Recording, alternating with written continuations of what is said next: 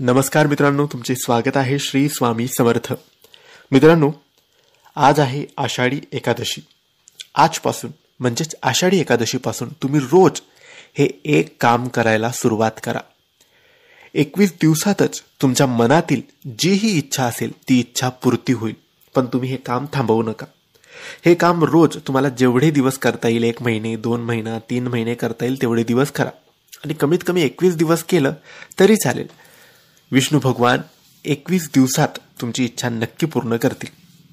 आता भरपूर लोकांना प्रश्न पडेल की विष्णुदेवाची पूजा तर या 4 महिन्यात म्हणजे आषाढी एकादशी नंतर होत नाही, कारण ते तर झोपतात 4 महिने आणि चातुर्मास असतो. परंतु असं नाही.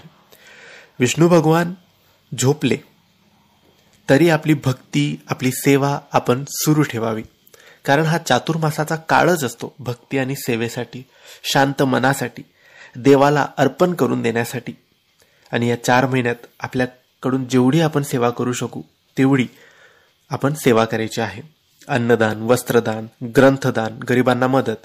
कारण चातुर्मासात केलेले दान 1000 पटीने फळ देते. या काळात रोज आपण आषाढी एकादशीपासून रोज तुळशीला पाणी द्यायचं आहे, हार अर्पण करायचा आहे, तुळशीच्या परिक्रमा करायचा आहे.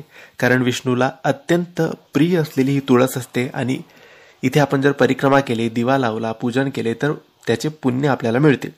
आता तुम्हाला आजपासून जे काम सुरू करायचे आहे ते म्हणजे रोज सकाळी तुळशीचे पूजन करायचे आणि एक तुळशी पत्र तोडायचं आणि ते तुमच्या देवघरात रामाला, कृष्णाला किंवा विष्णूला, तुमच्या घरात ज्याही देवाची म्हणजे विष्णू, कृष्ण, रामाची मूर्ती किंवा फोटो असेल त्यांना अर्पण करायचं हे तुळशीचं पान. आणि तुमच्या मनातली इच्छा तुम्ही तिथे बोलायची आणि हे रोज करायचं. कमीत कमी 21 दिवस तरी तुम्ही हे काम नित्य नेमाने करायचं आहे. याने तुमच्या इच्छा पूर्ण होतील, तुमच्या मनोकामना पूर्ण होतील. मित्रांनो, असं मानलं जातं की या चातुर्मासात आषाढी एकादशीपासून पुढील 4 महिन्यात कांदा, लसूण, मद्य, मांसाहार टाळायचा, सात्विक आहार आणि संयमित जीवनशैली ठेवायची. आणि या 4 महिन्यात भगवद्गीता, विष्णुपुराण, रामायण, हरिविजय पाठ रोज आपण थोडं थोडं तरी वाचायचं. देवाला आपण समर्पण करायचं आपल्याकडून जेवढं होईल तेवढं. घरात, देवळात आणि तुळशीकडे दिवा लावायचा. शनिवारी आणि सोमवारी तिळाचा दिवा लावायचा. एकादशीचे व्रत करायचे. देवघर आणि आपले घर स्वच्छ ठेवायचे. सकारात्मक ऊर्जा ठेवायची. कारण आषाढी एकादशी 6 जुलैला आहे आणि कार्तिकी एकादशी 1 नोव्हेंबर. तर हा 4 महिन्याचा काळ आहे.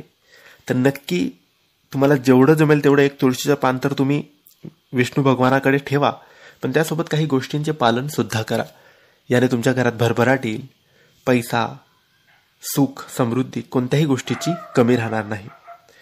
तर मित्रांनो, तुम्हाला ही माहिती आवडली असेल तर लाईक आणि शेअर करा. काही प्रश्न असतील तर कमेंट्सद्वारे विचारा आणि आमच्या चॅनलला सबस्क्राईब करायला विसरू नका. धन्यवाद. श्री स्वामी समर्थ.